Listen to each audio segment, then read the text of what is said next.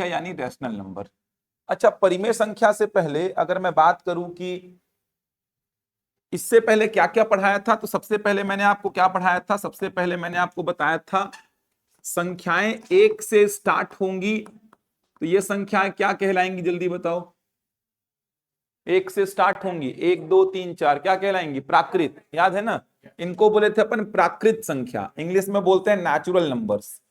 परिभाषा याद होगी कि वे संख्याएं जो गिनने के काम में आती हैं, वे संख्याएं जो गिनने के काम में आती हैं। अब किसी भी वस्तु को आप गिनना स्टार्ट करते हैं तो एक से स्टार्ट करते हैं, तो प्राकृत संख्या एक से स्टार्ट होगी, 1 2 3 4 5 6 ऐसे चलेगी। फिर मैंने बोला था थोड़ा सा पीछे जाके जीरो को मिला लेना, थोड़ा सा पीछे जाना, जीरो को मिला लेना, तो ये संख्याएं क्या कहलाएंगी, पूर्ण संख्या। थोड़ा सा पीछे जाके जीरो को मिलाओगे तो संख्याएं कहलाएंगी पूर्ण संख्या। फिर मैंने आपको क्या बताया था, थोड़ा और पीछे जाके ऋणात्मक संख्याओं को भी ले लेना, थोड़ा और पीछे जाके जब ऋणात्मक संख्याओं को भी मिलाएंगे तो ये संख्याएं क्या कहलाएंगी, पूर्णांक, याद है ना। ये संख्याएं कहलाती हैं पूर्णांक संख्या। तो प्राकृत संख्या, पूर्ण संख्या और पूर्णांक संख्या, natural numbers, whole numbers, integers. याद करने का तरीका बहुत ही आसान है, एक से स्टार्ट करिए प्राकृत, थोड़ा पीछे जाके जीरो को मिलाइए पूर्ण, थोड़ा और पीछे जाके ऋणात्मक संख्याओं को भी मिला लीजिए तो संख्याएं हो जाएंगी पूर्णांक। नेचुरल नंबर्स बोलते हैं इनको, होल नंबर्स और इंटीजर्स। इसके बाद मैंने क्या समझाया था, याद करो, प्राकृत संख्याओं में जो जो 2 से भाग जाएगा उसको क्या बोलेंगे, समप्राकृत, और जो जो 2 से भाग नहीं जाएगा उसको क्या बोलेंगे, विषम प्राकृत। जो प्राकृत संख्याएं हैं उसमें जो जो 2 से भाग जाएगा उसको बोलेंगे समप्राकृत, और जो जो 2 से भाग नहीं जाएगा उसको बोलेंगे विषम प्राकृत। तो ये प्राकृत संख्याएं हैं, जो जो 2 से भाग जा रहा है उसको बोलेंगे समप्राकृत, और जो जो 2 से भाग नहीं जा रहा है उसको बोलेंगे विषम प्राकृत। इतनी संख्याएं बताया था शुरुआत में। अब यहां पर पूर्णांक संख्या को याद रखना, क्योंकि परिमेय संख्या की परिभाषा में पूर्णांक संख्या की आवश्यकता पड़ती है। तो प्राकृत जीरो को मिलाए पूर्ण, नेगेटिव नंबर्स को मिलाए तो पूर्णांक। प्राकृत में जो जो 2 से भाग जाएगा वो सम, और जो जो 2 से भाग नहीं जाएगा वो विषम। याद रहेगा इतना, जो पहला क्लास मेरा अटेंड कर रहे हैं वो याद रखिए इतनी बातों को। एक से स्टार्ट करिए प्राकृत, थोड़ा पीछे जाके जीरो को मिलाइए पूर्ण, थोड़ा और पीछे जाइए ऋणात्मक संख्याओं को मिलाइए पूर्णांक। प्राकृत में जो जो 2 से भाग जाएगा वो सम, और जो जो 2 से भाग नहीं जाएगा वो विषम। सारी परिभाषाएं लिखवाए, तब बहुत सारी बातचीत किया था, इसमें बहुत सारे क्वेश्चंस भी डील किए थे अपन, याद करो। क्वेश्चंस भी बहुत सारे व्यापम के पूछे गए, अपन ने डील किए हैं। पूर्णांक संख्या को फिलहाल याद रखिएगा। अच्छा, दशमलव वाली कोई भी संख्या जैसे मैं लिखूं 2.5, तो 2.5 प्राकृत में आएगा क्या, 2.5 प्राकृत में शामिल होगा क्या, नहीं होगा। पूर्ण में होगा क्या, नहीं। पूर्णांक में होगा क्या, नहीं। तो दशमलव वाली कोई भी संख्या ना तो प्राकृत संख्या में आएगी, ना ही पूर्ण में आएगी, और ना ही पूर्णांक में आएगी। यहां तक पूरा हो चुका है, बढ़ूं आगे। इसके बाद मैंने क्या बताया था आपको, परिमेय संख्या। परिमेय संख्या की परिभाषा क्या बनी थी, याद करो, वे संख्याएं जिन्हें P बटे Q के रूप में निरूपित किया जाता है, जहां P और Q क्या होती है, पूर्णांक संख्या। वे संख्याएं जिन्हें P बटे Q के रूप में निरूपित किया जाता है, जहां P और Q पूर्णांक संख्या होती है और Q 0 के बराबर नहीं होना चाहिए। ये परिमेय संख्या की एग्जैक्ट डेफिनेशन है। वे संख्याएं जिन्हें P बटे Q के रूप में आप लिखेंगे, जहां P और Q होना चाहिए पूर्णांक संख्या, P और Q इंटीजर वैल्यू होनी चाहिए। P और Q क्या होना चाहिए, तो P और Q होना चाहिए क्या, इंटीजर्स। और एक अपवाद भी है कि नीचे जीरो ना हो। तो मैंने बोला था कि बचपन से आप क्या पढ़ते हैं कि P बटे Q के रूप में जो होगा वो क्या कहलाएगा, परिमेय। लेकिन मैं बोल रहा P बटे Q के रूप में जो होगा वो परिमेय कहलाएगा, अच्छी बात है, लेकिन P और Q क्या होना चाहिए, तो P और Q होना चाहिए पूर्णांक। पूर्णांक में ऋणात्मक भी आता है, शून्य भी आता है, धनात्मक भी आता है। तो परिमेय संख्या का मतलब P बटा Q का रूप ठीक है, लेकिन P और Q यहां पे क्या रखना है, तो P और Q यहां पे पूर्णांक संख्या रखनी है, लेकिन नीचे जीरो नहीं होना चाहिए, क्योंकि वो डिफाइन नहीं होता है। समझ पा रहे हैं बात को। तो मैं बोला P का मान अगर मैं 2 रखूं, Q का मान अगर मैं 3 रखूं सर, तो क्या 2/3 परिमेय संख्या कहलाएगा? तो आप कंडीशन को चेक करो, P और Q दोनों पूर्णांक हैं क्या? हैं। ये देखो ना, P और Q दोनों क्या है? पूर्णांक। और Q 0 है क्या? नहीं। इसका मतलब 2/3 परिमेय संख्या है। P का वैल्यू 11, Q का वैल्यू 4, 11/4 परिमेय संख्या है कि नहीं? जल्दी बताओ। तो P और Q दोनों क्या है? पूर्णांक। और Q 0 है क्या? नहीं। इसका मतलब 11/4 भी क्या है? परिमेय संख्या। -9/5 ये परिमेय संख्या है क्या? बिल्कुल है सर, क्योंकि -9 पूर्णांक होता है, 5 भी पूर्णांक होता है। मैं बोला -3/7 ये परिमेय संख्या है क्या? बिल्कुल है, क्योंकि -3 भी पूर्णांक होता है, 7 भी पूर्णांक होता है। चेक कैसे करेंगे परिमेय संख्या को? तो P/Q में हो, जहां P और Q क्या हो? पूर्णांक हो।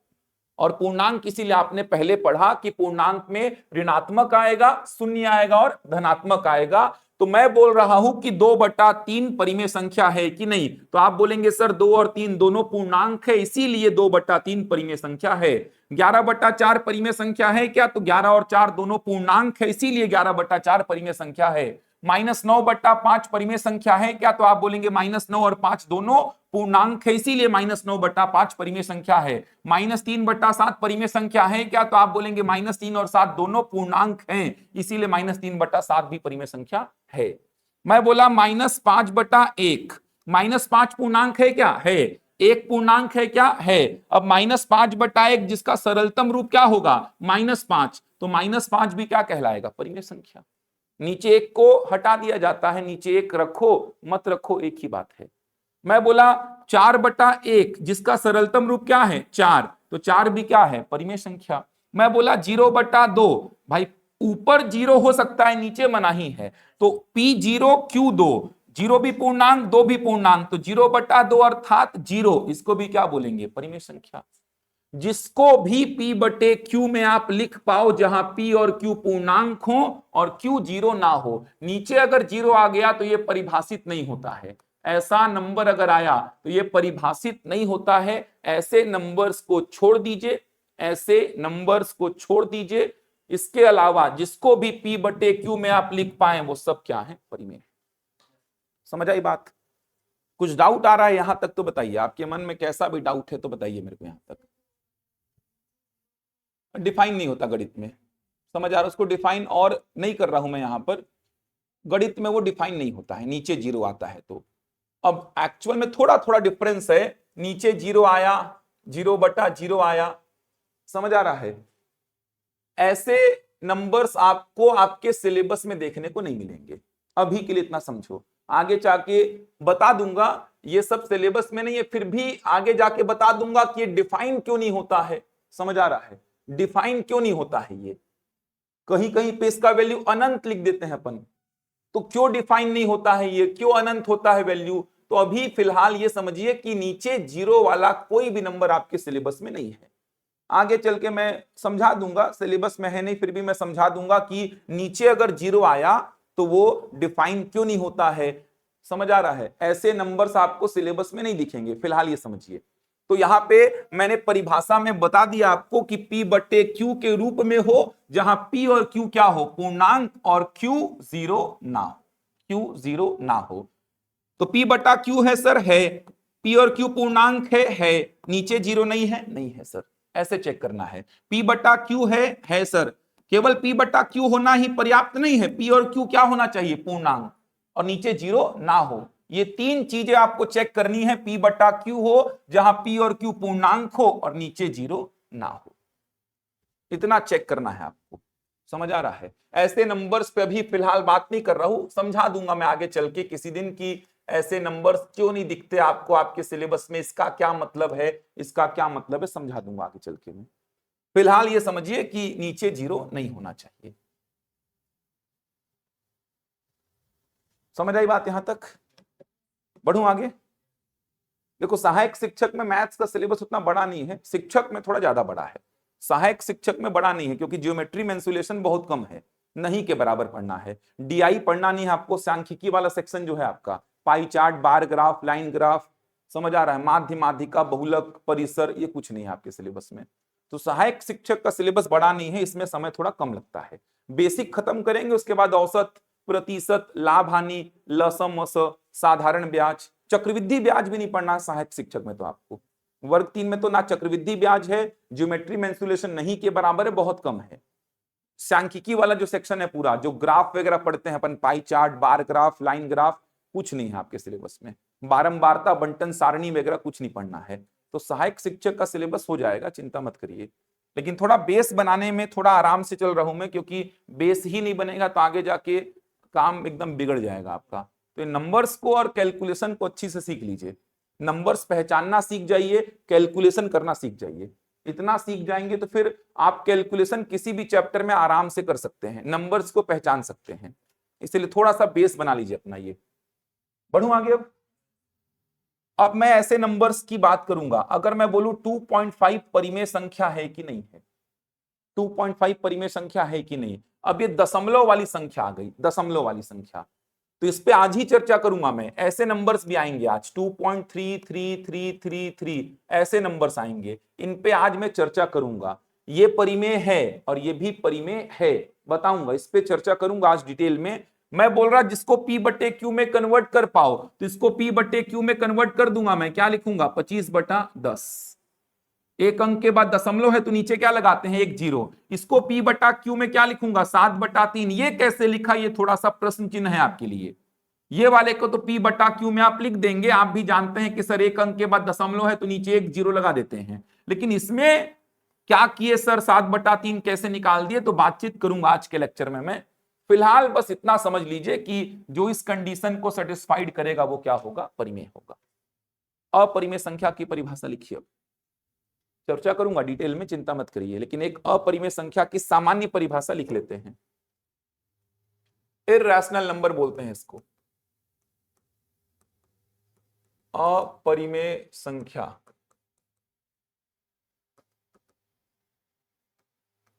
इरैशनल नंबर लिखिए, परिभाषा लिखिए। वे संख्याएं जिन्हें P बटे Q के रूप में निरूपित नहीं किया जा सकता। वे संख्याएं जिन्हें P बटे Q के रूप में निरूपित नहीं किया जा सकता। वे संख्याएं जिन्हें P बटे Q के रूप में निरूपित नहीं किया जा सकता। वे संख्याएं जिन्हें P बटे Q के रूप में निरूपित नहीं किया जा सकता। इन्हें सामान्यतः वर्गमूल के रूप में लिखा जाता है। इन्हें सामान्यतः वर्गमूल के रूप में लिखा जाता है। इन्हें सामान्यतः वर्गमूल के रूप में लिखा जाता है। वे संख्याएं जिन्हें P बटे Q के रूप में निरूपित नहीं किया जा सकता, इन्हें सामान्यतः वर्गमूल के रूप में लिखा जाता है। The numbers which cannot be represented in the form of P by Q, they are generally represented in the form of square root. The numbers which cannot be represented in the form of P by Q, they are generally represented in the form of square root. अब देखो, परिमेय मतलब जिसको P बटे Q में लिख पाओ, और अपरिमेय मतलब जिसको P बटे Q में नहीं लिख पाओ। किसको नहीं लिख पाओगे, प्रश्न ये उठता है। समझ आ रहा है? सर किसको P बटे Q में नहीं लिख सकता मैं? जिसको P बटे Q में लिख दूंगा वो तो परिमेय है सर। किसको लिख दूंगा? तो आपने देखा कि सर ये देखिए P बटे Q में बहुत सारी संख्या में लिख के देखा। बात ये आती है कि किसको P बटे Q में नहीं लिख पाऊंगा मैं, क्योंकि बोल रहा हूं मैं कि जिसको P बटे Q में नहीं लिख पाऊंगा वो अपरिमेय है। तो किसको नहीं लिख पाऊंगा? तो इसका जवाब है कि सामान्यतः जो वर्गमूल में संख्याएं होंगी उसको P बटे Q में नहीं लिख सकता। अब तीसरा प्रश्न आपके सामने ये आएगा कि क्यों नहीं लिख सकता सर, तो उस पर चर्चा करेंगे आगे चल के। अभी इतना लिखिए कि P बटा Q में जिसको मैं नहीं लिख पाऊंगा वो अपरिमेय। किसको नहीं लिख पाऊंगा? तो जो सामान्यतः वर्गमूल में होगी उसको P बटा Q में नहीं लिख पाऊंगा। क्यों नहीं लिख पाऊंगा उस पर बात करूंगा मैं। फिलहाल लिखिए, वर्गमूल 2, वर्गमूल 3, वर्गमूल 5, वर्गमूल 6, वर्गमूल 7, वर्गमूल 8, वर्गमूल 10, वर्गमूल 11, वर्गमूल 12, ये सब कहलाएंगी अपरिमेय, क्योंकि इन सब को मैं P बटे Q में नहीं लिख पाऊंगा। क्यों नहीं लिख पाऊंगा उस पर चर्चा मैं करूंगा, लेकिन फिलहाल ये समझिए कि ऐसे नंबर्स को मैं P बटे Q में नहीं लिख सकता। ऐसे नंबर्स को, वर्गमूल 4 मत लिखना, वर्गमूल 2, वर्गमूल 3, वर्गमूल 5, वर्गमूल 6, वर्गमूल 7, वर्गमूल 8, वर्गमूल 10, वर्गमूल 11, वर्गमूल 12। तो ऐसे नंबर्स को मैं P बटे Q में नहीं लिख सकता। अब क्यों नहीं लिख सकता उस पर चर्चा आज ही करूंगा मैं। तो मैं बोला वे संख्याएं जिनको P बटे Q में नहीं लिख पाऊंगा वो कहलाएंगी अपरिमेय। किनको नहीं लिख पाऊंगा? तो जो सामान्यतः वर्गमूल में संख्याएं होंगी, जो सामान्यतः वर्गमूल में संख्याएं होंगी उनको मैं P बटे Q में नहीं लिख पाऊंगा। जैसे वर्गमूल 2, वर्गमूल 3, वर्गमूल 5, वर्गमूल 6, वर्गमूल 7, ऐसे नंबर्स को मैं P बटे Q में नहीं लिख पाऊंगा। क्यों नहीं लिख पाऊंगा? क्या खूबी है सर इनमें कि इनको मैं P बटे Q में नहीं लिख पा रहा हूं? चर्चा करूंगा अभी आगे चल के। साइड में एक बॉक्स बना के लिखेंगे, कुछ नंबर्स बता रहा हूं मैं। वर्गमूल 1, इसका मान क्या होता है? एक ही होता है ना यार, कुछ और होता है क्या? अरे इतना जानकारी है कि नहीं? क्या बोल रहे हो? कैसे आएगा यार? वर्गमूल 1 तो एक ही होगा ना यार, ये कैसे पॉइंट में आएगा? वर्गमूल 4 का मान कितना? 2। वर्गमूल 9 का मान कितना? 3। वर्गमूल 16 का मान 4। वर्गमूल 25 का मान 5। वर्गमूल 36 का मान 6। वर्गमूल 49 का मान, वर्गमूल 81 का मान 9 ना। कहीं आप फ्लो में चल रहे हो कि 1 2 3 4 5 6 7 8 चल रहा है सर, चलने दो चलने दो चलने दो। वर्गमूल 100 का मान कितना? 10। कम से कम इतना याद रखो। देख पा रहे हैं ये सारी संख्याएं क्या कहलाएंगी? परिमेय, क्योंकि इन सब का P बटा Q का रूप है। इन सब का P बटा, वर्गमूल के अंदर अगर ऐसे नंबर्स हैं तो इनको परिमेय बोलेंगे। क्यों? क्योंकि इनका P बटा Q का रूप है सर। कहां है सर? तो देख पा रहे हो, इसका P बटा Q का रूप है सर, इसका P बटा Q का रूप है सर। तो ऐसे नंबर्स वर्गमूल के अंदर अगर ऐसे नंबर्स दिखे तो इनको परिमेय बोलना। इनको छोड़ करके जो नंबर्स वर्गमूल के अंदर दिखेंगे उनको क्या बोलना? अपरिमेय।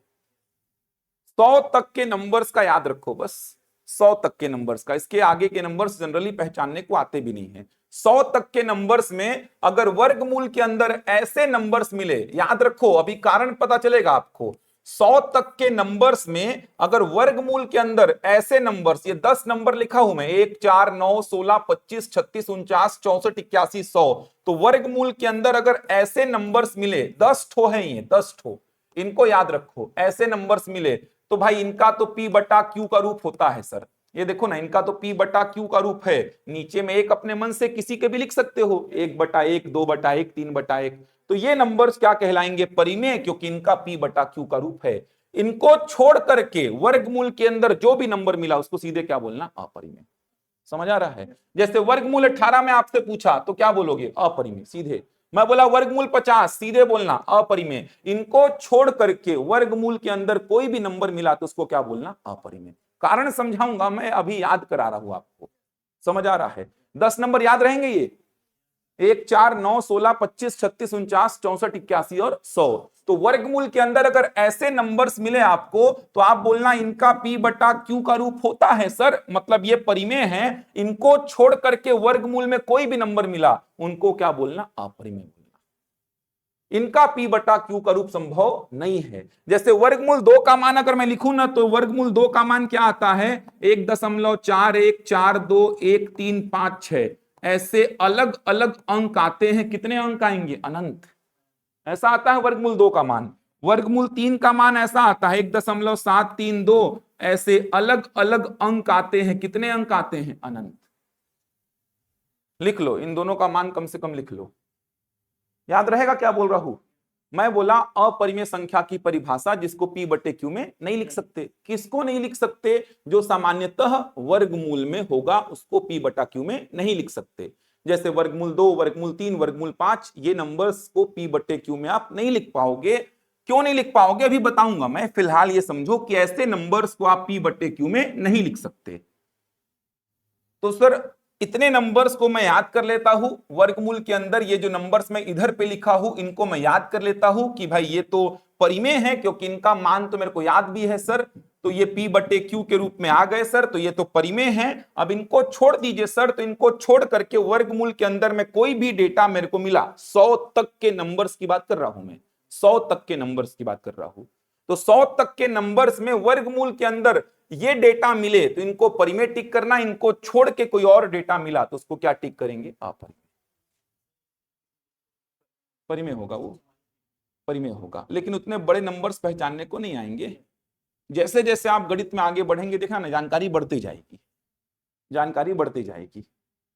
यहां तक लिखे, नोट करके लिखिए, पाई एक अपरिमेय संख्या है। पाई एक अपरिमेय संख्या है। पाई एक अपरिमेय संख्या है। पाई एक अपरिमेय संख्या है। पाई का वैल्यू जो मैं बता रहा हूं वो लिखना, आप जो जानते हो मत लिखो यार। आप क्या जानते हो? 22/7, वो नहीं लिखना है, वो नहीं है वैल्यू, वो तो अप्रोक्सीमेट वैल्यू है। एग्जैक्ट वैल्यू ये है, ये देखो 3.14159, ये देखो ऐसा अलग अलग अंक आते हैं। कितने अंक? इनफाइनाइट अंक। ये है एग्जैक्ट वैल्यू पाई का, 3.14159 अलग अलग अंक आएंगे। 22/7 भूल जाओ, भी बताऊंगा मैं, वो अलग चीज है यार। 22/7 तो परिमेय है ना, P बटा Q, जहां P और Q क्या है? पूर्णांक, Q 0 नहीं है, तो 22/7 तो परिमेय है, लेकिन पाई अपरिमेय है। क्यों अपरिमेय है बताऊंगा, लेकिन पाई का वैल्यू ये होता है। 22/7 अलग आएगा, देखना, ऐसा नहीं आता है।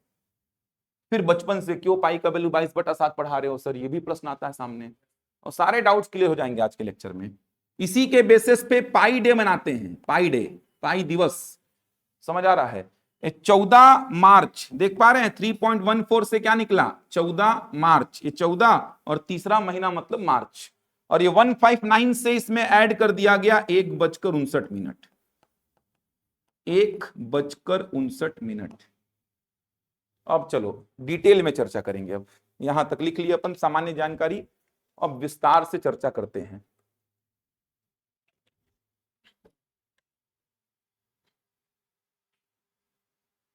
ध्यान से समझना ऑनलाइन वाले, ये आज का लेक्चर बहुत इंपॉर्टेंट है।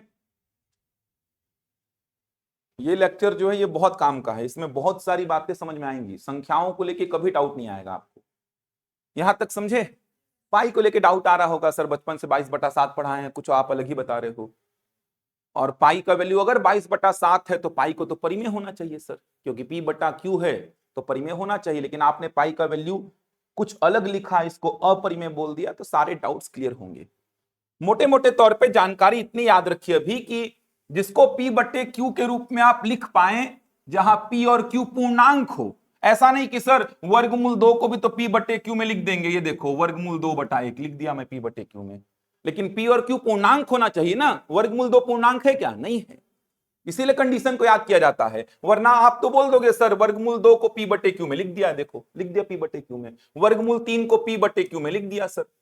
कंडीशन क्या है? P और Q होना चाहिए क्या? पूर्णांक। तो P बटे Q में लिख पाऊं जहां P और Q पूर्णांक होना चाहिए, ये इंपॉर्टेंट लाइन है। तो ये P बटा Q में है और P और Q पूर्णांक है। पूर्णांक में ऋणात्मक भी चलता है, शून्य भी चलता है, धनात्मक भी चलता है। तो P बटा Q है जहां P और Q पूर्णांक है, P बटा Q है जहां P और Q पूर्णांक है, P बटा Q है जहां P और Q पूर्णांक है। तो P बटा Q का रूप जहां P और Q होना चाहिए पूर्णांक और Q 0 ना हो, ये एग्जैक्ट परिभाषा है। तो जिसको P बटे Q में लिख पाए वो परिमेय, और जिसको P बटे Q में आप ना लिख पाए वो अपरिमेय। किसको नहीं लिख पाएंगे? सामान्यतः जो वर्गमूल में संख्याएं होंगी, और साथ में कौन? पाई। वर्गमूल में अगर ऐसी संख्याएं दिखी तो इसको क्या बोलना? परिमेय, क्योंकि इनका P बटा Q का रूप है। क्लियर हुआ यहां तक? चलो अब ध्यान से समझो, डेसिमल वाले नंबर्स की बात करूंगा अब मैं, दशमलव वाली संख्याओं की पूरे डाउट्स क्लियर होंगे। दशमलव वाली संख्याएं में लिखने वाला हूं, तब जाके आपको समझ में आएगा एक्चुअल में परिमेय मतलब कौन, अपरिमेय मतलब कौन। एक्चुअल जानकारी आपको समझ में आएगी। चलो दशमलव वाली संख्याएं में लिखने वाला हूं, डेसिमल वाले नंबर्स, दशमलव वाली संख्याएं। 3 टाइप के नंबर में लिखूंगा, 3 टाइप के, 3 टाइप लिखूंगा, तीनों को ध्यान से समझना, पूरा सार उसी में है। दशमलव वाली संख्याएं में लिखने वाला हूं। चलो पहला टाइप में लिख रहा हूं, कुछ नंबर्स मैं आपके सामने लिखता हूं, 2.5, 3.4, 6.25, 5.96, 2.134, 91.24, 92, 5.3, 5.284, ये कुछ नंबर्स मैं आपके सामने लिखा हूं, जो मेरे मन में आए वो नंबर्स मैं आपके सामने लिखा। अब इन सारे नंबर्स को मैं एक वेराइटी बोल रहा हूं, 3 वेराइटी बोलूंगा टोटल मैं 3 वेराइटी बताने वाला हूं, जिसमें ये पहला वेराइटी है। इन सारे नंबर्स को मैं एक वेराइटी का नाम दे रहा हूं, एक कैटेगरी के अंदर रख रहा हूं। क्यों? क्योंकि इन सब में एक सिमिलैरिटी है। ध्यान से समझना वो सिमिलैरिटी क्या है। आप इन सारे नंबर्स को देखेंगे तो पाएंगे कि दशमलव के बाद अंक सीमित हैं। देख पा रहे हैं क्या? दशमलव के बाद अंक सीमित हैं, शांत हो जा रहे हैं, शांत हो जा रहे हैं, या इसी को मैं क्या बोलूंगा, खत्म हो जा रहे हैं। देख पा रहे हैं? इन सारे नंबर्स को देखिए, इन सारे नंबर्स को देखेंगे तो पाएंगे इन सारे नंबर्स में ये खास बात पाएंगे, दशमलव के बाद अंक क्या है, सीमित, मतलब शांत हो जा रहे हैं, मतलब खत्म हो जा रहे हैं। देखो ना, दशमलव के बाद कितना अंक है, एक, यहां कितना है, एक, यहां दो, दो, तीन, दो, एक, तीन, मतलब दशमलव के बाद अंक शांत हो जा रहे हैं। 2.5 बस खत्म हो गया, उसके आगे कुछ और नहीं है। 3.24 खत्म हो गया, समझ आ रहा है? 6.25 खत्म हो गया, मतलब दशमलव के बाद अंक सीमित हैं। सीमित का मतलब समझ आ रहा है? लिमिटेड, लिमिट में है, एक ही है, एक ही है, दो है, दो है, तीन है, दो है, शांत हो जा रहा है, मतलब संख्या 2.5 एंड हो गया, संख्या 3.4 एंड हो गया, 6.25, 5.96, 2.134, 91.24, 925.3, 5.284। दशमलव के बाद अंक सीमित हैं, लिमिटेड हैं, शांत हो जा रहे हैं। शांत हो जा रहे हैं मतलब खत्म हो जा रहे हैं। देखो ना, 2.5 शांत हो गया, आगे कुछ नहीं है। 3.4 शांत हो गया, आगे कुछ नहीं है। इस वेराइटी का कोई भी नंबर पहचानने को आया, इस वेराइटी का कोई भी नंबर पहचानने को आया, तो आप बोलना इस वेराइटी के नंबर का P बटा Q का रूप पॉसिबल है। इसका मतलब इस वेराइटी का कोई भी नंबर आया तो उसको आप क्या टिक करेंगे, रैशनल। क्यों? इन सब का P बटा Q का रूप जानते हैं आप? नहीं जानते हैं लिखने तो कैलकुलेशन में सीखेंगे। क्या लिखेंगे इसको P बटे Q में? 25/10, इतना तो जानते होंगे। एक अंक के बाद दशमलव है तो नीचे एक जीरो लगता है। इसको क्या लिखूंगा P बटे Q में? 34/10। इसको क्या लिखूंगा P बटे Q में? इसको क्या लिखूंगा P बटा Q में? 596/100। इसको क्या लिखूंगा? 2134 बटा कितना, 1000। इसको क्या लिखूंगा? 9124/100। इसको क्या लिखूंगा? 9253/10। इसको क्या लिखूंगा? 5284 बटा कितना, 1000। देखो ना सर, P बटा Q, जहां P और Q पूर्णांक है, P बटा Q जहां P और Q पूर्णांक है, P बटा Q जहां P और Q पूर्णांक है, P बटा Q जहां P और Q पूर्णांक है, P बटा Q जहां P और Q पूर्णांक है। तो इस वेराइटी का कोई भी नंबर आया तो उसको आप क्या टिक करेंगे, परिमेय संख्या। इस वेराइटी का कोई भी नंबर आपको दिखाई दिया, इस वेराइटी का, समझ आ रहा क्या वेराइटी है ये? दशमलव के बाद अंक क्या है, सीमित है, शांत हो जा रहे हैं। शांत होने का मतलब खत्म हो जा रहे हैं।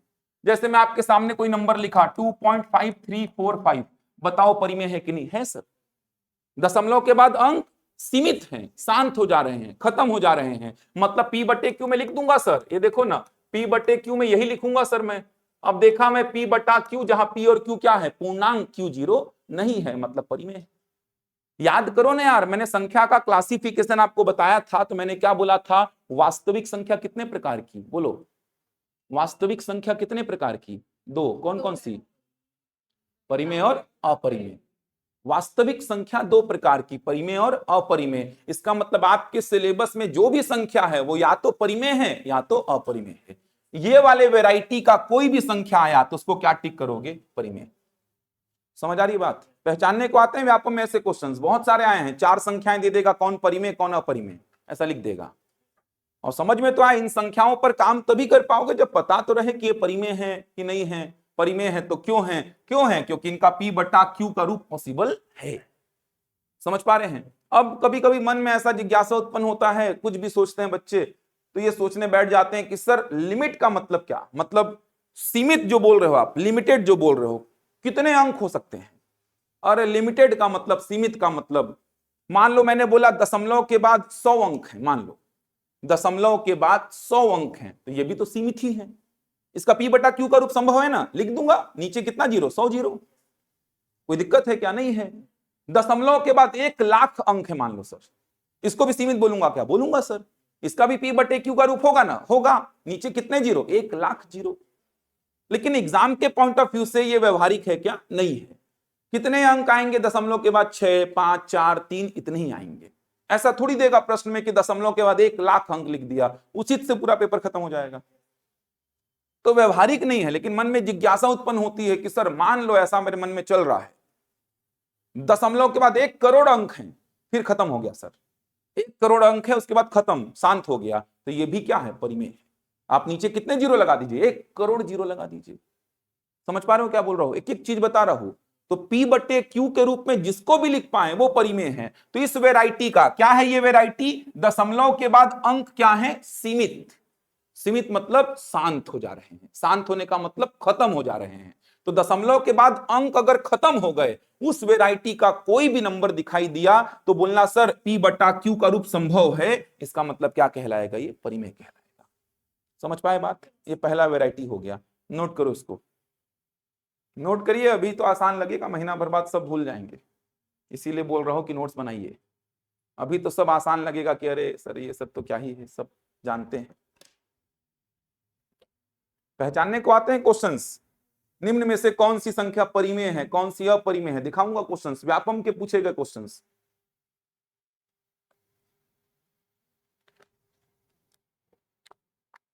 ऑनलाइन में समझ आए यहां तक? जल्दी बताइए।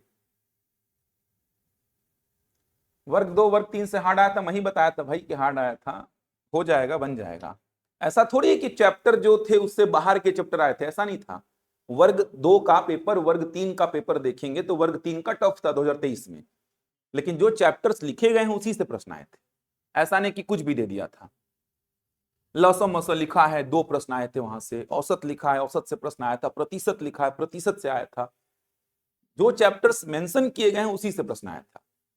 पेडागोजी से एक भी नहीं आया था, लेकिन मैथ्स के पेडागोजी से 30 के 30 न्यूमेरिकल प्रॉब्लम थे।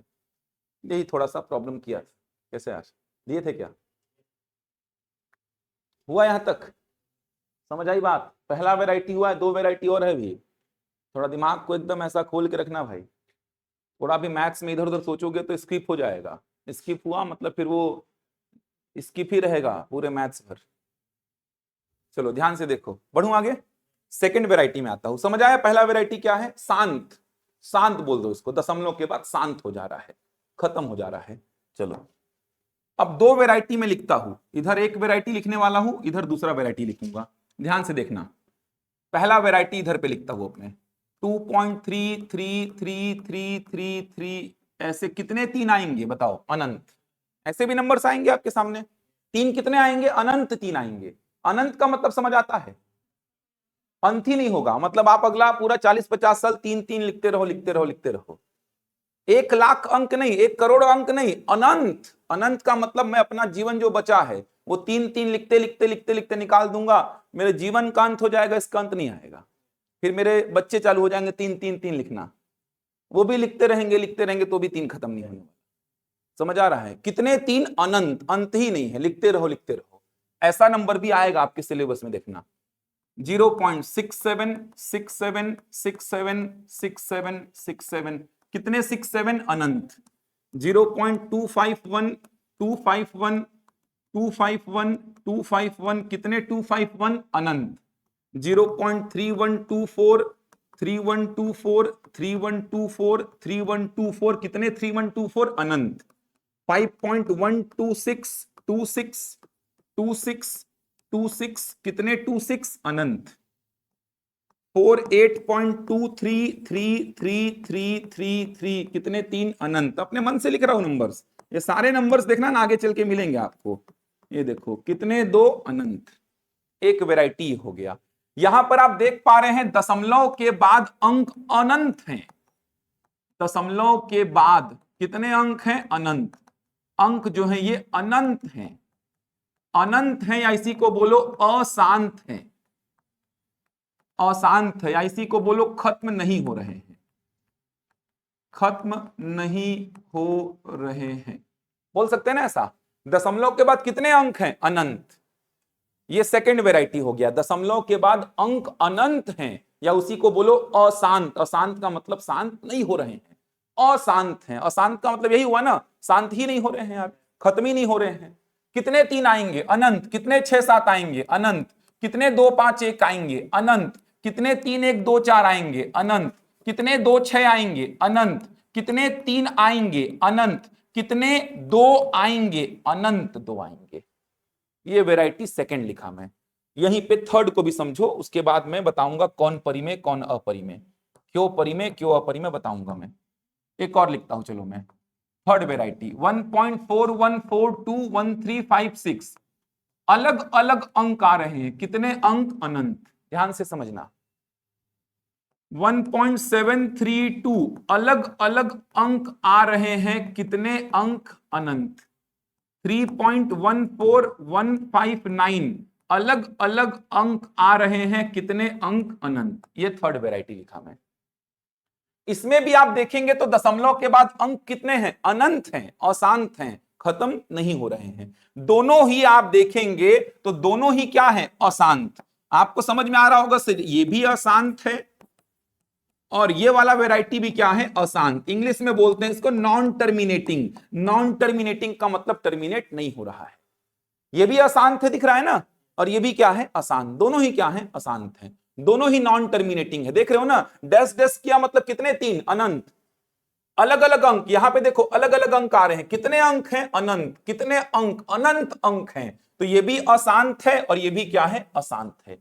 मुझे बताओ दोनों में डिफरेंस क्या समझ आ रहा है? नहीं नहीं, परिमेय अपरिमेय छोड़ो, मुझे ये बताओ कि दोनों में देख करके डिफरेंस क्या समझ में आ रहा है? ठीक, ये रिपीटेशन के साथ अशांत है। ध्यान से समझते चलो, बहुत अच्छी कहानी है सब। ये रिपीटेशन के साथ अशांत है और ये बिना रिपीटेशन के अशांत है। ये 3 वैरायटी हो गई आपकी, बिना रिपीटेशन के अशांत है। समझ आ रहा है? विथ रिपीटेशन और ये विदाउट रिपीटेशन। 3 वैरायटी समझ आई। अब तीनों को एक बार समराइज करते हैं, उसके बाद आगे बढ़ूंगा।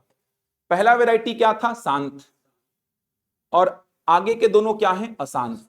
एक रिपीटेशन के साथ अशांत और एक बिना रिपीटेशन के अशांत। समझ आई? एक शांत है और बाकी के 2 अशांत। एक रिपीटेशन के साथ अशांत और एक बिना रिपीटेशन के अशांत।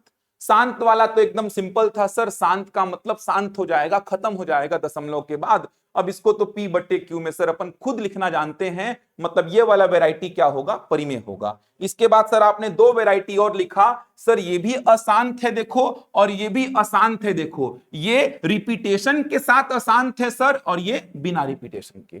पहले इस पे बात करते हैं। अब रिपीटेशन के साथ जो अशांत है इस पे बात करते हैं। इन्हीं को बार के रूप में लिखा जाता है। पहली बात तो ऐसे नंबर्स मिलेंगे, पिछले बार सहायक शिक्षक में प्रश्न भी आया है वर्ग 3 में। यहां से इन्हीं को बार के रूप में लिखते हैं। बार के रूप में बार किस पे लगाएंगे? जो अंक रिपीट होगा। यहां पे क्या लिखूंगा? 0.67 बार किस पे? 67 पे। 0.251 बार किस पे? 251 पे। बार किस पे? 3124 पे। बार किस पे? 26 पे। बार किस पे लगाएंगे? 3 पे। यहां पे बार किस पे लगाएंगे? 2 पे। तो जो ये वाला वैरायटी है ना, मतलब रिपीटेशन के साथ जो अशांत है, रिपीटेशन के साथ जो अशांत है, इसको बार के रूप में अपन लिखते हैं। बार के रूप में, समझ पा रहे हैं? बार के रूप में अपन लिखते हैं। अब अभी के लिए याद रखिए, आगे चल के कैलकुलेशन का पार्ट है। अभी के लिए याद रखिए, ये वाला जो वैरायटी आप देख पा रहे हैं, ये वाला जो वैरायटी आप देख पा रहे हैं, इनका भी P बटा Q का रूप संभव है। इसका मतलब ये भी क्या है? परिमेय है। ये भी परिमेय है। अब कैसे P बटा Q के रूप में लिखोगे सर, वो कैलकुलेशन का पार्ट है।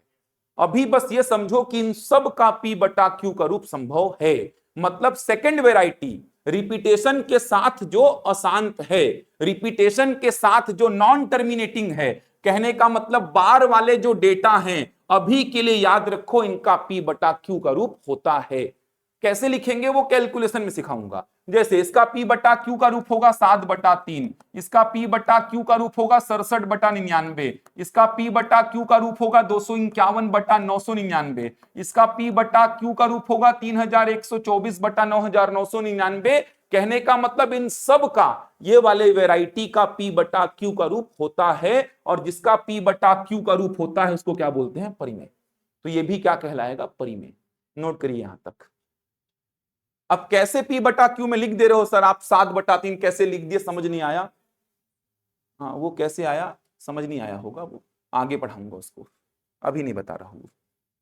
ये वाला P बटा Q तो आप जानते हैं, बचपन से पढ़े हैं तो ये याद रहता है कि एक अंक के बाद दशमलव तो नीचे एक जीरो। लेकिन ये वाले का P बटा Q कैसे लिख दिए सर, वो मैं आगे चल के पढ़ाऊंगा। वो पूरा 2 घंटे का टॉपिक है, सेपरेट प्रोसीजर शॉर्टकट दोनों बताऊंगा।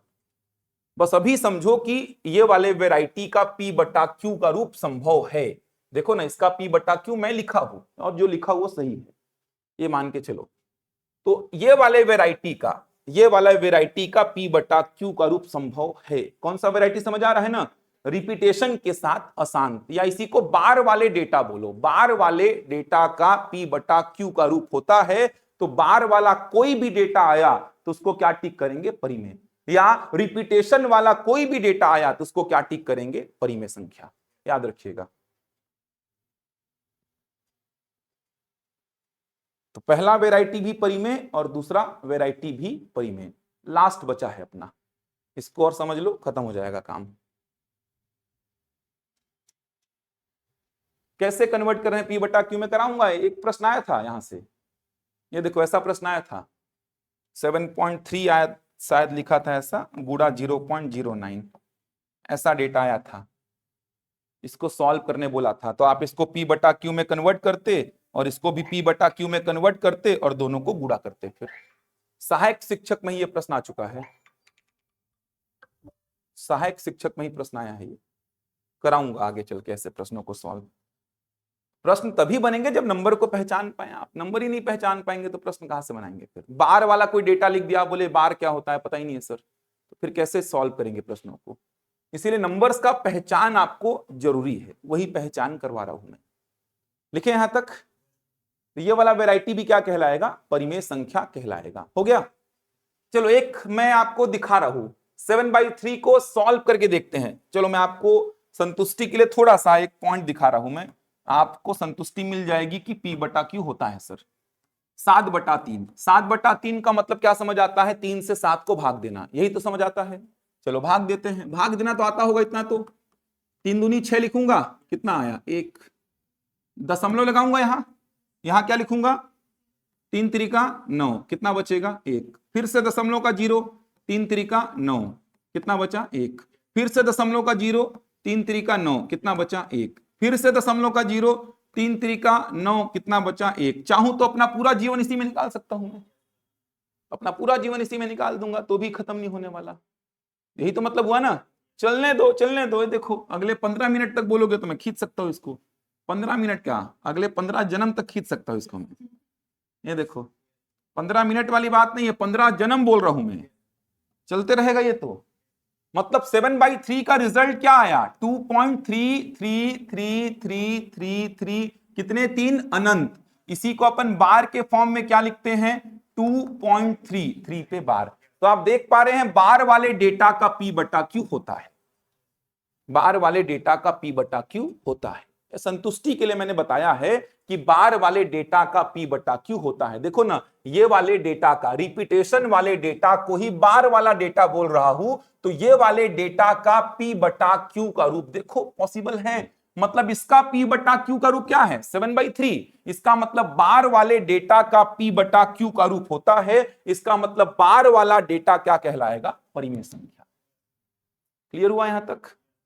तो अशांत लेकिन रिपीटेशन के साथ, तो जो रिपीटेशन के साथ अशांत है उसका P बटा Q का रूप होता है। अभी के लिए विश्वास रखिए, याद रखिए। तो ऐसा कोई भी डेटा आया, या तो ऐसा बोलू या तो ऐसा बोलू, क्योंकि इसी का ये बार के रूप में रूप लिखते हैं। तो या तो ऐसा बोलू या तो ऐसा बोलू, तो इस वेराइटी का कोई भी डेटा टिक करने आया तो आप क्या टिक करना? परिमेय संख्या। बढ़ू आगे, लास्ट बचा है अपने पास अशांत लेकिन बिना रिपीटेशन के, ये बचा है। अब इसको समझना, नोट किए यहां तक पूरा? लिख लो ये बार वाले डेटा को, लास्ट बचा। अब देखना, लास्ट को पढ़ोगे तो अपरिमेय संख्या समझ में आ जाएगा। पाई की कहानी भी बताऊंगा क्या है वो, 15 मिनट और देख लो, 15 मिनट में खत्म हो जाएगा ये। इसके बाद अभाज्य और भाज्य संख्या कल पढ़ाऊंगा, फिर पूरा कैलकुलेशन चालू हो जाएगा, आरोही अवरोही स्थानीय मान जाति मान वी बॉड मास पूरा चालू हो जाएगा।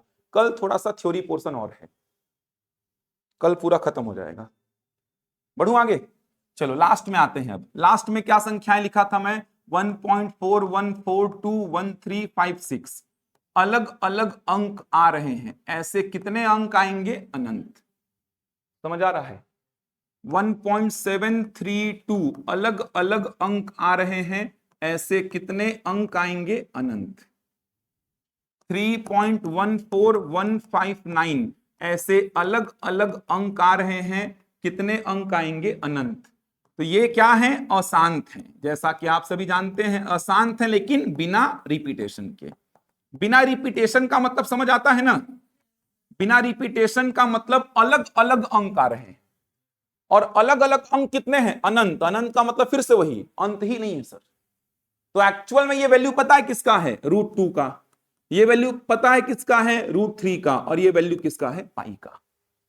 समझ आ रहा है। अब एक बात समझो, एकदम कॉमन सेंस वाली बात है, एकदम ऑब्वियस सी बात है, ध्यान से समझो, छोड़ दो लिखना अभी। एकदम कॉमन सेंस, एकदम ऑब्वियस सी बात मैं बोल रहा हूं। मेरे को यह समझाओ, दशमलव के बाद कितने अंक हैं, अनंत, और अलग अलग अंक हैं, मतलब मेरे को पता भी नहीं है कि √2 में आगे क्या वैल्यू आएगा, मुझे कैलकुलेट करना पड़ेगा, या तो गूगल में सर्च करना पड़ेगा, मुझे मिल जाएगा। कैलकुलेट करूंगा तो भी मिल जाएगा आगे का वैल्यू, या गूगल में सर्च करूंगा तो डायरेक्ट आपको बता देगा वैल्यू। तो मुझे तो पता ही नहीं है आगे क्या क्या अंक आने वाले हैं, लेकिन कितने अंक आएंगे, अनंत। अलग अलग अंक आएंगे, और कितने अंक आएंगे, अनंत। तो अब आप खुद सोचो, जो ऐसा नेचर शो करेगा, क्या इसको समेट पाऊंगा P/Q में, नहीं समेट पाऊंगा। कैसे समेटू सर, इसको समेटा P/Q में, ये तो खत्म ही नहीं हो रहा है और आगे बढ़ गया। इसको समेटा P/Q में, खत्म ही नहीं हो रहा है और आगे बढ़ गया। तो जो ऐसा नेचर शो करेगा, कैसा नेचर, रिपीटेशन के साथ, सॉरी बिना रिपीटेशन के, जो क्या रहेगा, अशांत। जो ऐसा नेचर शो करेगा, सोचो ना खुद से यार, इसमें तो मेरे को पता था कि दशमलव के बाद अंक क्या क्या आएंगे, मेरे को पता था। तो बार वाले जो डेटा थे, रिपीटेशन के साथ जो अशांत था, रिपीटेशन के साथ जो अशांत था, इसको मैं P/Q में कन्वर्ट कर सकता था। लेकिन आप खुद सोचो, यहां पर जो मैंने लिखा है, बिना रिपीटेशन के अशांत है। 4 1 4 2 1 3 5 6 अलग अलग अंक आ रहे हैं, अलग अलग अंक। ऐसे कितने अंक आएंगे बताओ मेरे को, अनंत। ऐसे अनंत अंक आएंगे, तो क्या इसको P/Q के रूप में समेट पाना संभव है क्या, नहीं। समझ आ रहा है।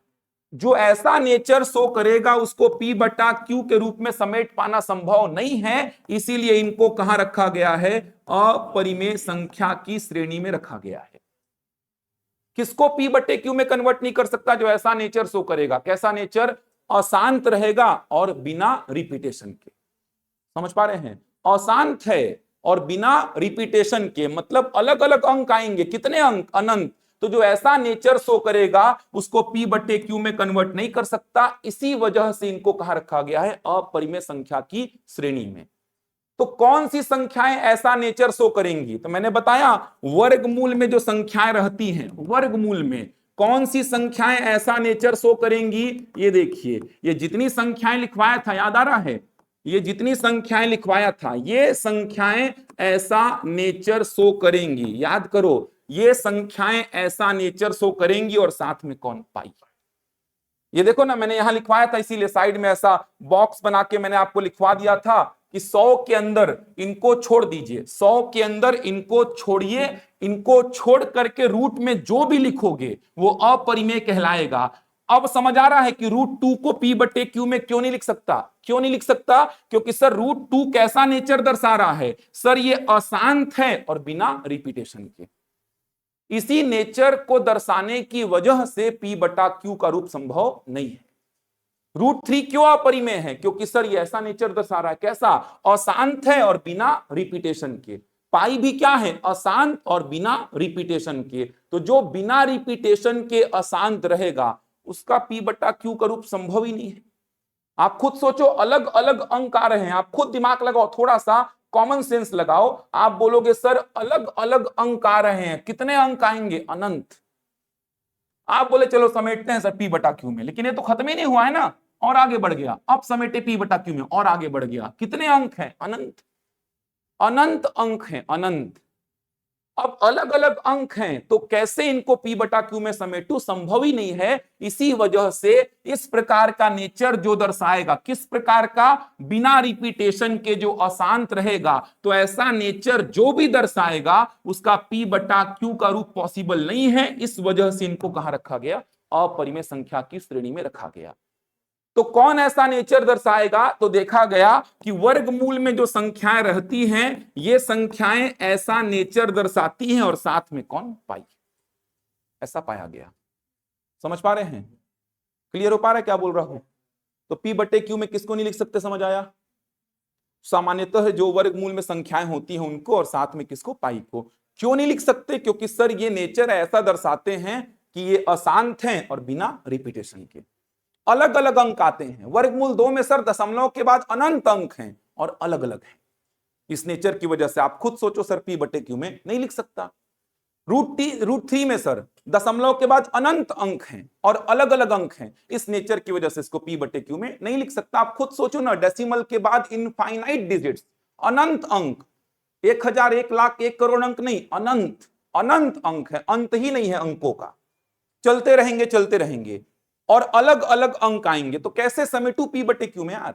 इतना समेटा और आगे बढ़ गया, इतना समेटा और आगे बढ़ गया। समेटना संभव ही नहीं है पी बटे क्यू में। तो जो भी संख्या ऐसा नेचर दर्शाएगी उसको अपन अपरिमेय बोलेंगे। तो कौन ऐसा नेचर दर्शाता है? तो सामान्यतः वर्गमूल में जो संख्याएं रहती हैं ये संख्याएं, और साथ में कौन? पाई। क्लियर हुआ यहां तक? अब थोड़ी सी कहानी √2 को लेकर के और सुनो, फिर पाई की कहानी बता रहा हूं। यहां तक समझ आया? लिखे इसको। अब देखो, आप बोले सर √2 का वैल्यू ये लिख कहां से रहे हो? ये जो वैल्यू आप लिख रहे हो, √2 का वैल्यू जो ऐसा लिख रहे हो आप, ये √2 का वैल्यू कहां से लिख रहे हो सर आप? कैसे आया है √2 का वैल्यू? ये थोड़ा सा समझना, क्योंकि आप लोग को वर्गमूल निकालना अभी अच्छी तरीके से आता नहीं होगा। जितना जानकारी 9वीं 10वीं का है उस जानकारी को थोड़ा याद करने का कोशिश करना, क्योंकि अभी अपने पास इतना समय नहीं है कि पूरा मैं आपको भाग विधि से वर्गमूल सिखाऊं। लेकिन ये तो आपको पता होगा कि वर्गमूल निकालने का तरीका ऐसा रहता है, भाग विधि बोलते हैं इसको। याद आ रहा है? भाग विधि से 9वीं में ऐसा वर्गमूल निकाले होंगे आप। ऐसा 2 का वर्गमूल निकालना है, कितना होता है? तो 2 के आगे ऐसे 0 0 के 3 पेयर बना लिया और दशमलव के आजू बाजू से ऐसा पेयर बनाना स्टार्ट किया।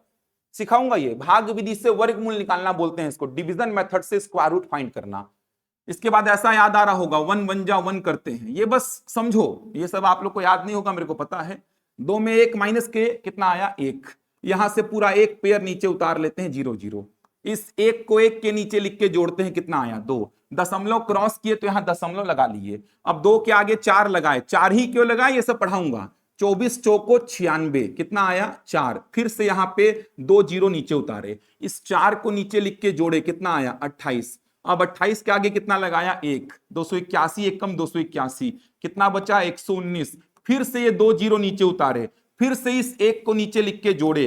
तो जब आप 2 का वर्गमूल निकालेंगे ना भाग विधि से, तो यहां पे क्या होगा? रिमाइंडर कभी 0 आएगा ही नहीं, कभी 0 नहीं आएगा।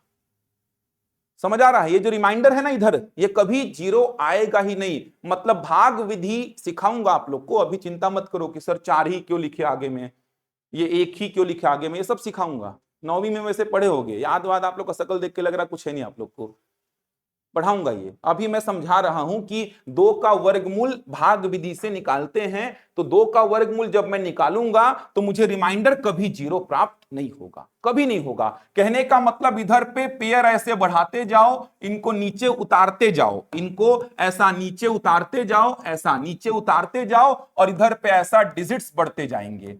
रिमाइंडर कभी 0 मिलेगा ही नहीं। तो ये प्रोसेस पूरे जीवन भर कर सकते हो आप।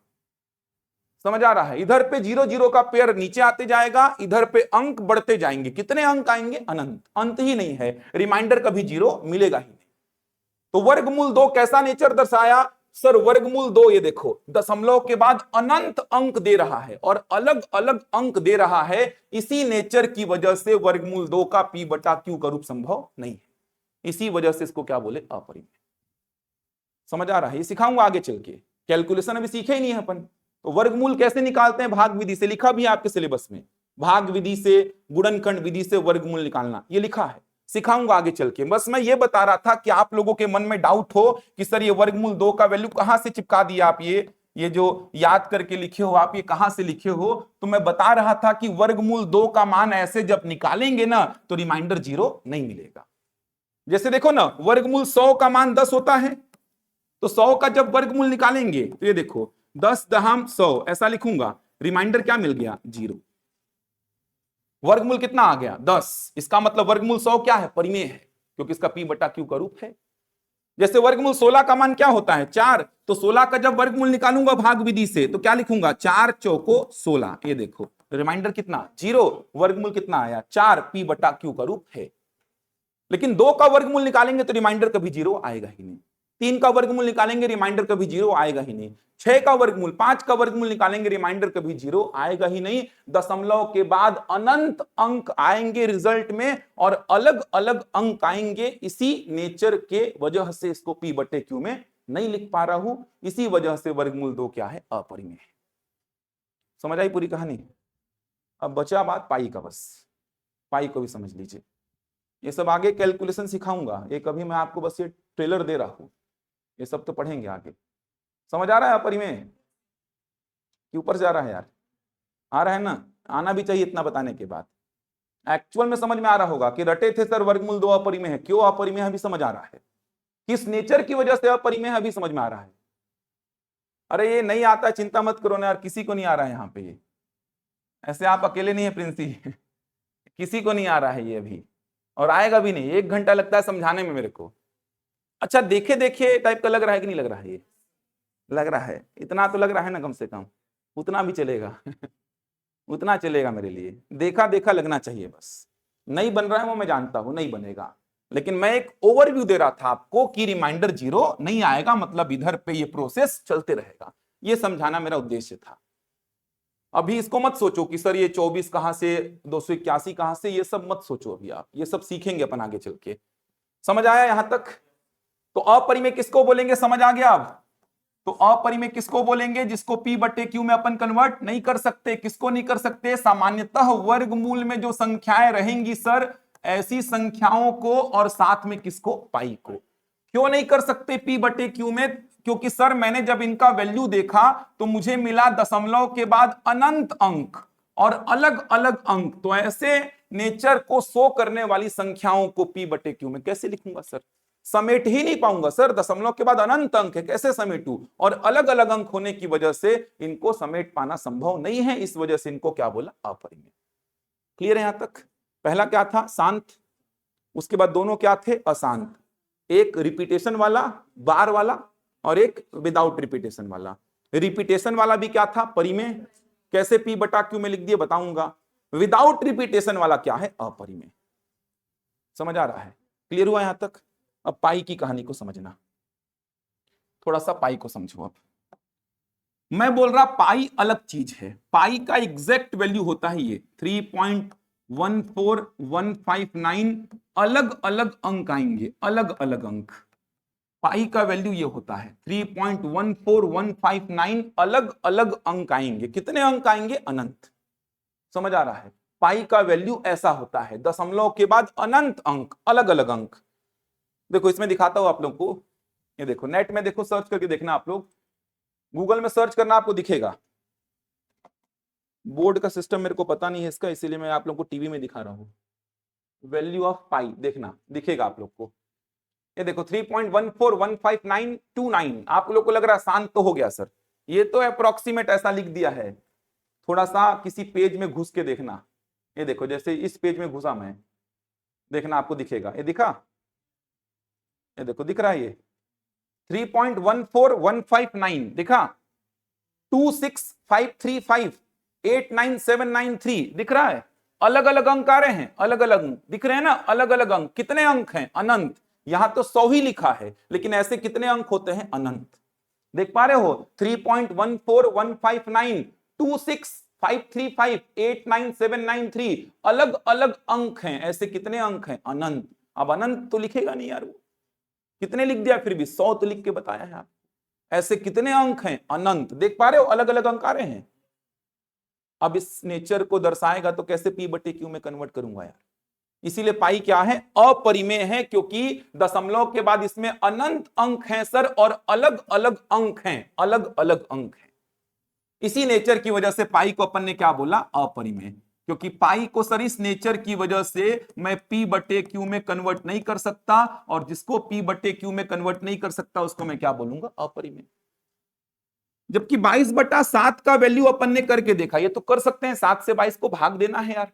जब 22/7 में देखा तो क्या मिला? 3 पॉइंट, ध्यान से समझना, 22/7 क्या मिला? 3.142857, 142857, 142857, 142857, 22/7 ऐसा मिला मेरे को।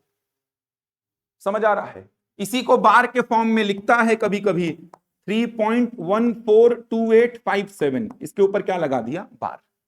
अब आप बोलेंगे इधर से देखो तो भी अपन को पता है परिमेय है, क्योंकि बार वाला डेटा क्या होता है? परिमेय। इधर से देखो तो दिख ही रहा है P बटा क्यू, तो 22/7 तो दिख ही रहा है ना यार, P बटा क्यू में है, इसका मतलब 22/7 क्या है? परिमेय है। अरे दिख ही रहा है P बटा क्यू यार, 22/7 P बटा क्यू। P और Q क्या है? पूर्णांक, और Q 0 नहीं है।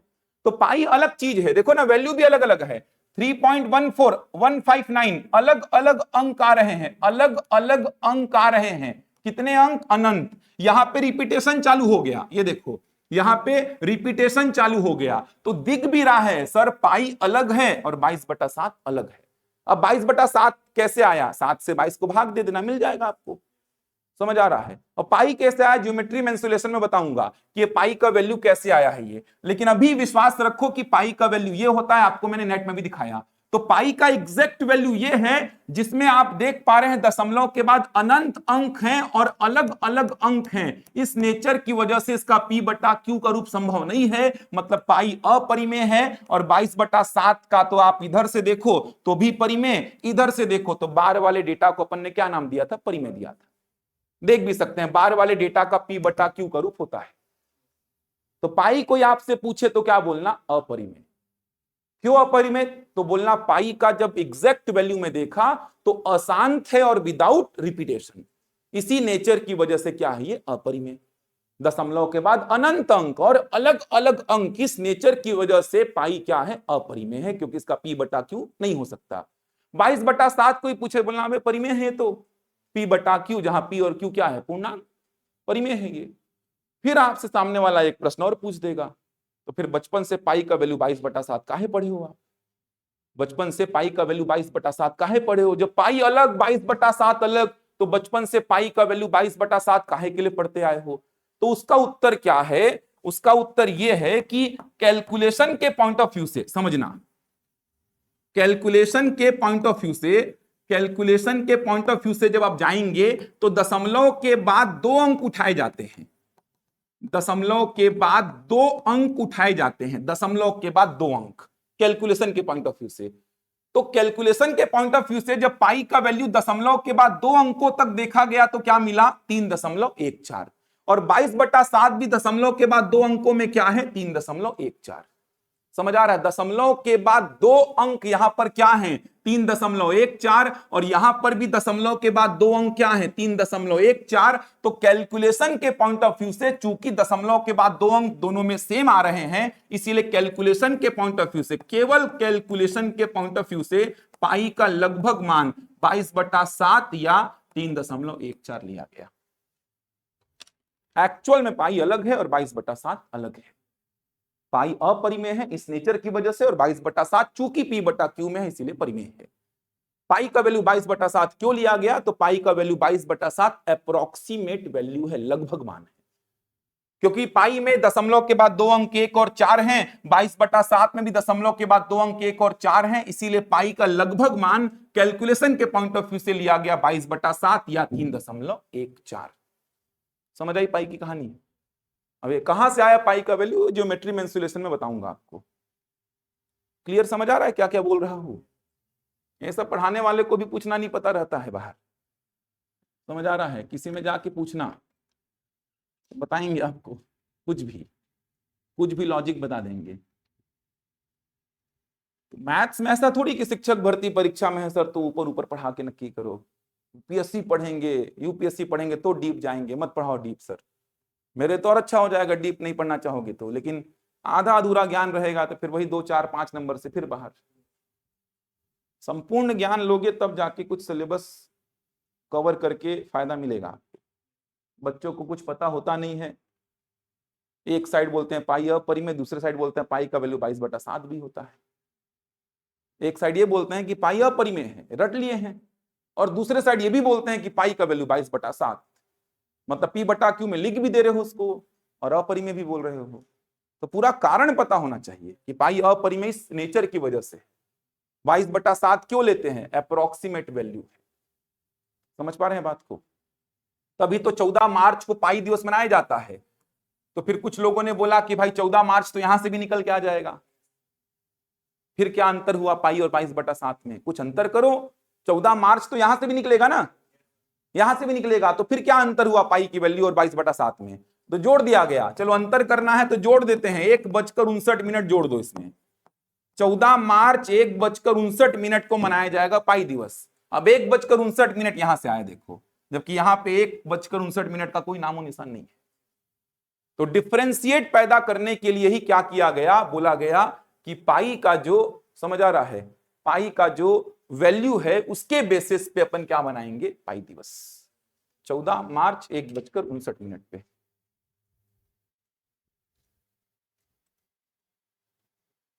बनेगा यहां तक? ऑनलाइन में समझ आया भाई पूरी कहानी? जल्दी बताओ, 2 मिनट का और बचा है बस, जल्दी बताइए पूरी कहानी समझ आई कि नहीं आई? ऑनलाइन वाले जल्दी से कमेंट करो। चलो अब इन्हीं के नाम बताते हैं अपन, इन्हीं के नाम अलग अलग दे दिए गए हैं, जल्दी से लिख लो। दशमलव वाली संख्याएं, इनका क्लासिफिकेशन, दशमलव वाली संख्याएं,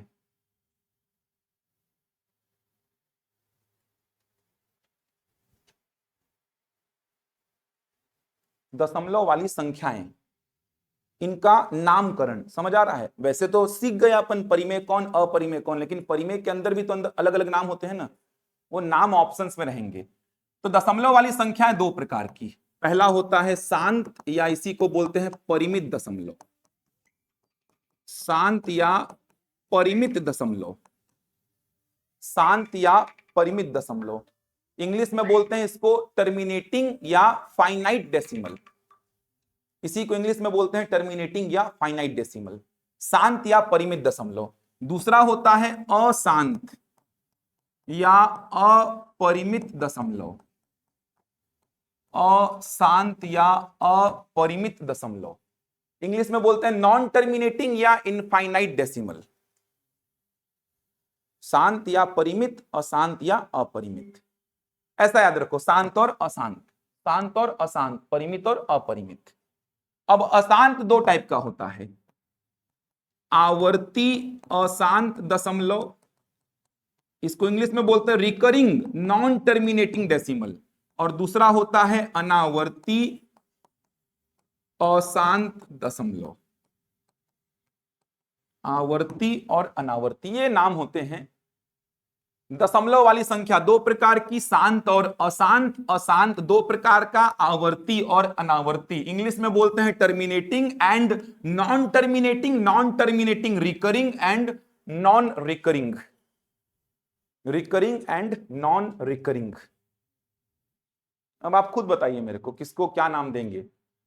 चलो लिखे यहां, चलो खुद से बताओ, अब तो आराम से बता सकते हैं। इसको क्या नाम देंगे, ये वाले वैरायटी को क्या नाम दोगे? इसको शांत दशमलव, शांत हो जा रहा है इसका मतलब शांत दशमलव। तो जो पहला वैरायटी पढ़े वो क्या है, शांत दशमलव या परिमित दशमलव है। नाम से क्लियर हो गया अब तो। ये दोनों ही क्या है, अशांत, ये भी अशांत है और ये भी क्या है, अशांत। अब रिपीटेशन के साथ जो अशांत है उसको नाम क्या देंगे, आवर्ती। रिपीटेशन के साथ जो अशांत है वो आवर्ती, और बिना रिपीटेशन के जो अशांत है उसको क्या बोलेंगे, अनावर्ती बोलेंगे। रिकरिंग एंड नॉन रिकरिंग, खत्म। देखो समझ आया? शांत और अशांत, अशांत में रिपीटेशन वाला आवर्ती और बिना रिपीटेशन वाला अनावर्ती। क्लियर हो पा रहा है क्या बोल रहा हूं? समझ आई बात?